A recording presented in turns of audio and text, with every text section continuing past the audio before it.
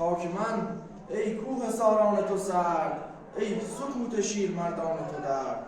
خاک من آه ای شکوه بیدریغ، لشکر دشکوه و تیر و منجنیق.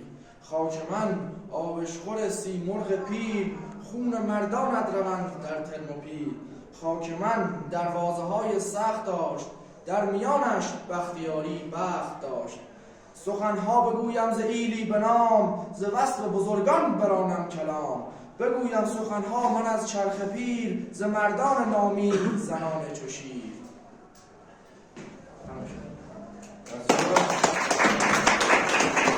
چند روز تمرین کردید؟ چند روز تمرین کردید؟ 1 ساعت. پس تو بهترین شاهنامه خوان ایران میتونه بشید، حتی از این طریق امرار معاش کنی. اون موضوعی که بهت گفتم، چو رستم پدر باشد و من پسر، نباید بگیتی کسی تاجور. اون بره که نه رو این کار میکنه، بیشتر کار میکنه، وقت بیشتر باید بذاری.